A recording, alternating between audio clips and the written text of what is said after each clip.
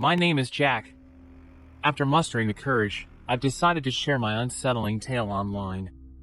It wasn't an easy decision, but recent accounts of terrifying encounters with non-human entities aboard passenger planes have compelled me to come forward. I can't shake the feeling that I'm not alone in my experiences, and I'm desperate to connect with others who may have witnessed the same inexplicable phenomena and seen the same strange things that I have seen. It happened about 3 years ago. I had just moved to New York City from a rural town in the Midwest, hoping for a fresh start after a messy breakup and intending to revamp my struggling career as a tax consultant. At 31 years old, I was ready for a change. Settling into my new apartment in Brooklyn, I found myself captivated by the vibrant energy of the city. But amidst the hustle and bustle, it was Emily, my new neighbor, who truly caught my attention. She was a vision of beauty, and I was instantly smitten. Emily and I hit it off from the start. It was love at first sight for me, and I couldn't believe my luck to have such an attractive girl living next door. We spent hours talking, sharing stories, and getting to know each other. It felt like a dream come true. But then, one night, as I lay in my bed, lost in thoughts of Emily, my phone rang suddenly, jolting me out of my reverie. It was well past midnight, and I was surprised to see Emily's name flashing on the screen. I cleared my throat and answered, eager to hear her voice. But instead of Emily's sweet voice, all I heard was a series of incomprehensible whispers emanating from the other end of the line. I listened intently, trying to make sense of the eerie sounds, but before I could react, the call abruptly ended, leaving me shaken and confused. I tried to call back, but to my bewilderment, the number was now strangely unavailable.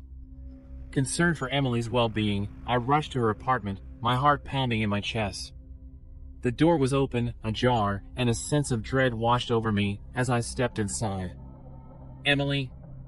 I called out, my voice echoing in the sparsely furnished apartment. But there was no response. I tried to switch the lights on, but I found out there was no power in the apartment. I switched on my phone's flashlight and continued to investigate. My anxiety grew as I heard strange clicking noises coming from the bathroom. I approached the closed door, my pulse racing. "Emily, are you in there?" I called out, my voice quivering with concern. Still, there was no answer.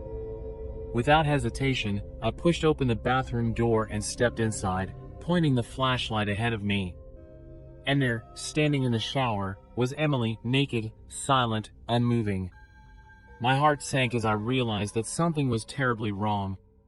I called out to her, my voice shaking with fear, but she remained still, her back turned to me.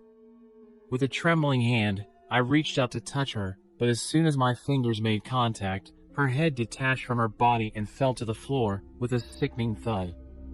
I recoiled in horror, unable to comprehend what I was seeing. Inside the severed neck, both in the body and in the head, I saw a tangled mess of black wires, writhing and squirming like a nest of snakes.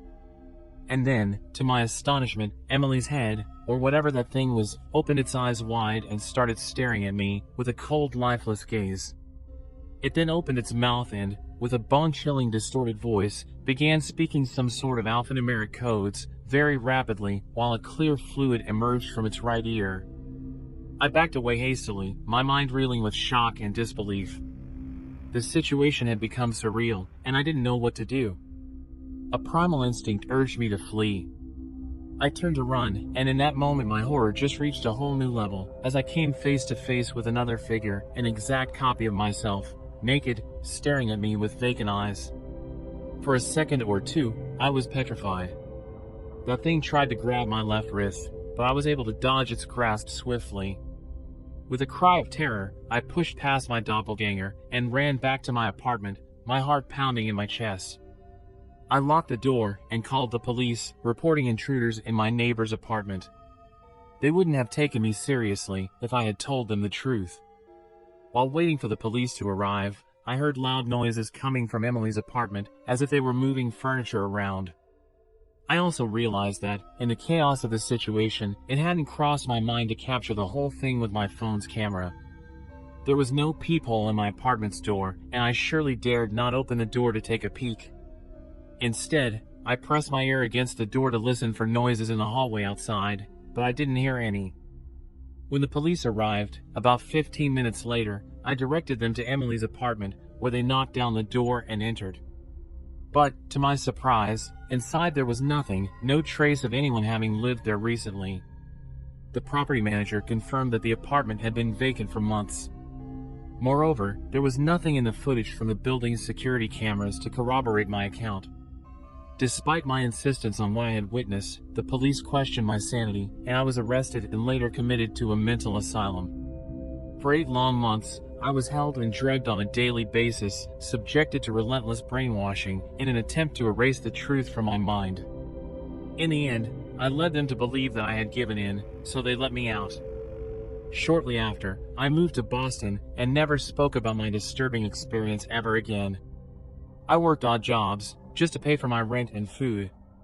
Nobody would consider me for a career job after my asylum internment.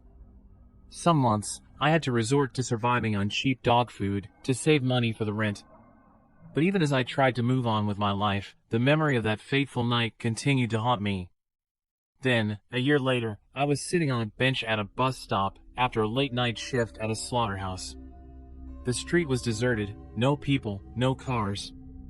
I was taking in the night's fresh air and thinking about my life. Suddenly, I heard footsteps approaching. A woman, probably in her 30s, very attractive, with an unnaturally white complexion, dark hair, business attire, came to take a seat next to me on the opposite side of the bench. I greeted her, but she didn't reply and acted like I wasn't even there. I shrugged it off. A minute or so went by. I was going to light a cigarette when the woman's head turned towards me with a swift mechanical motion and started staring at me. I felt a sinking feeling in the pit of my stomach. It was the same lifeless stare I had seen that night in Emily's apartment. I sprang from the bench and stumbled backwards, knocking over a trash bin and falling down on my ass. My phone fell out of my pocket and hit the ground, breaking into pieces. Calling for help wasn't an option anymore. As I struggled to regain my footing, I heard other sets of footsteps drawing closer to me from different directions. I could immediately tell they were other fake people by the way they walked. They were out to get me. And there it was, among them, the one looking like me. I ran as fast as I could without looking back. I could hear the sound of running footsteps behind me, closing in with alarming speed.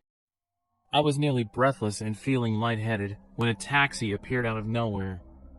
I shouted and waved at the driver to make him stop, and when he did, I quickly leaped into the car and urged him to hit the gas at once. The cabbie glanced at those things menacingly running towards his taxi and reacted quickly, jamming the accelerator pedal to the floor, the engine revving loudly as the taxi sped away. When I asked the taxi driver why he had immediately trusted me, he explained that amidst the strange crowd sprinting towards the taxi, he had noticed a child and an elderly woman, ruling out the possibility of them being police pursuing a criminal. When he asked me who those people were, I just told him they were not people and advised him to keep the whole incident to himself, for his own safety. He recounted a previous encounter with a customer who appeared peculiar, almost robotic, and mentioned hearing similar strange tales from fellow cabbies. I asked him to take me to a motel outside the city. I departed Boston 2 days later. I've been living in near seclusion for a while now, in middle of nowhere USA, haunted by fear and paranoia, day and night. I'm basically homeless. I had to change my name and cut ties with my family and hometown, as that's the first place where the fake ones would be looking for me. I do small manual jobs here and there, just to earn a piece of bread and a bowl of soup. Last week, one of my customers donated an old used smartphone to me, so I went online and shared this story.